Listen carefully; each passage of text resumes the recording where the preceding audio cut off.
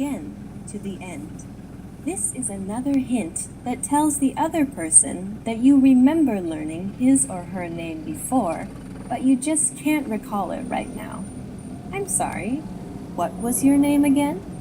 This phrase is appropriate for both formal and informal situations. Now it's time for Alicia's advice.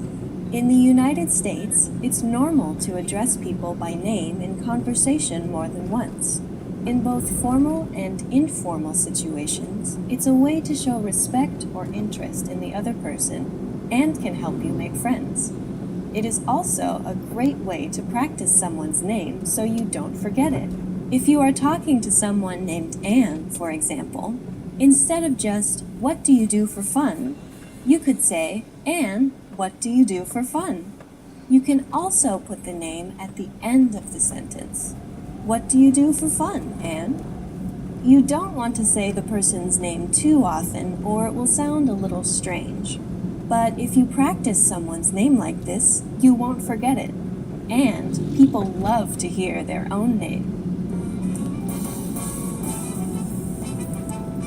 Welcome to EnglishClass101.com's English in 3 minutes, the fastest, easiest, and most fun way to learn English. Hey everyone, I'm Alicia. In this series, we're going to learn some easy ways to ask and answer common questions in English. It's really useful and it only takes 3 minutes. In this lesson, you're going to learn some ways to get in touch with someone after you have met them once already. In a lot of textbooks, you've probably seen the question, "What's your phone number?" What's your phone number? It's a very useful question, but there are 2 problems with it. First, it can sound a little too direct, especially when talking to members of the opposite sex. And second, people use the phone a lot less these days than they used to. Instead, they prefer to connect by email or on a social network like Facebook. To start, though, a simple variation on "What's your phone number?" that sounds a little less direct is, "Could I get your number?" Could I get your number? We start the sentence with could, which softens the request. Next say I, then get, and finally your number, which is short for your phone number. This question is slightly casual, but it can be used in almost any situation. Recently, many people prefer to use email rather than the phone to communicate. Asking someone for his or her email address is also a little less direct than asking for their phone number. Could I get your email address? Could I get your email address? We just took "Could I get your number?" and replaced number with email address. It's that simple. Could I get your email address? If someone asks you either of these questions, you can reply by saying, "Sure, my phone number is," "Sure, my phone number is," or "Sure, my email address is," "Sure, my email address is," or "Sure, it's," and then say your phone number or email address at the end. By the way, if you're having any trouble with numbers, check out EnglishClass101.com's core word lists for these and other key vocabulary words. Each word comes with a picture, audio samples so you can perfect your pronunciation, and sample sentences and phrases so you can master its use in a sentence. Recently, many people use social networks like Facebook or LinkedIn or an online chatting service like Skype to communicate. People might ask you about these, especially if they are younger. If someone wants to connect with you through one of these services, they may simply ask, "Are you on?" followed by the name of the service. Are you on Facebook? Are you on Facebook? Are you on LinkedIn? Are you on LinkedIn? Are you on Skype? Are you on Skype?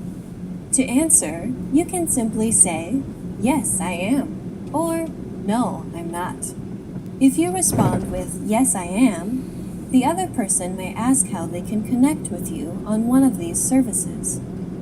Of course, if you're not on one of these services, they won't be able to contact you. If you still would like to stay in touch with the person, though, you can say, "No, but my email address is," or "No, but my phone number is," and then say your email address or phone number. By telling the other person a different way they can contact you, you'll show them that you want to hear from them. Now it's time for Alicia's advice. If you ask someone for their phone number, their email address, or some other form of contact information, they will usually give it to you if you have gotten to know them a little beforehand. If you ask too early in the conversation, though, they may be hesitant about sharing that information. The key is to make sure you talk for some time before requesting this kind of personal information. Welcome to EnglishClass101.com's English in 3 minutes, the fastest, easiest, and most fun way to learn English. Hey everyone, I'm Alicia. In this series, we're going to learn some easy ways to ask and answer common questions in English. It's really useful, and it only takes 3 minutes. In this lesson, you're going to learn how to ask and say where you live. Usually, someone will ask you where you live as a polite question after they've asked you your name, where you're from, and what you do for a living. They'll say, "So, where do you live?" This is inviting you to keep making conversation. There are lots of ways you could answer this question, but here are some of the most common. You could say, "Do you know?" and then the name of the area you live in. Do you know Twin Pines? Or you could mention a local landmark, like near the library, near the movie theater. You could also answer by telling the person what train line you live on if your city has a train network, or what station is the nearest to your house. On the Green Line, near Central Station. So as you can see, there are lots of possible ways to answer the question, "Where do you live?" Once you've told them, the other person might respond in one of the following ways. "Oh yeah, I know it. I live near there." Or maybe, "I'm afraid I don't know it." The other person is just being polite by showing interest, so you can reply by saying something like, "Oh, really?" Since the other person is asking you this question to be polite, a good way to continue the conversation is to ask them the same question in return. You can just say, "How about you?" Or, "Where do you live?" Put some stress on the you. Where do you live? Now it's time for Alicia's advice. Asking where someone lives is a way to try to find something you have in common with the person you're talking to. So if you're familiar with the area the other person lives in, make some comments about it. "That's a really nice area," or "The park there is really pretty."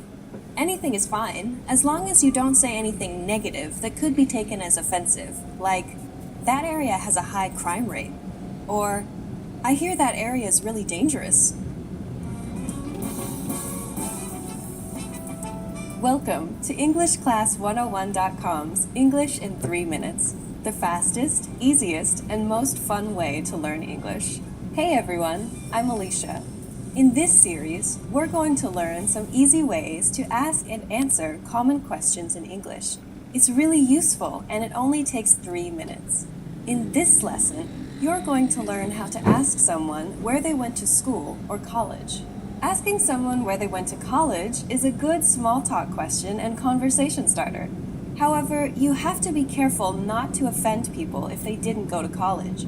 We'll tell you how to do this. The question is simple.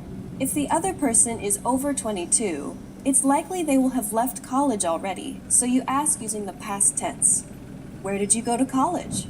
You could also say, where did you go to school? In American English, depending on context, school often means the same as college. If the other person is British or European, however, they're more likely to say, where did you go to university? The answer to this question is really easy. All you say is, I went to university in city. I went to Southern Oregon University in Ashland. If the name of the city or town is part of the university's name, like Tokyo University or Oxford University, you can add the name of the country instead. I went to Tokyo University in Japan. Once you've heard the other person's answer, it's polite to make some kind of comment. For example, wow, that's a really famous university. Or just, oh, really? Sometimes, when you ask, where did you go to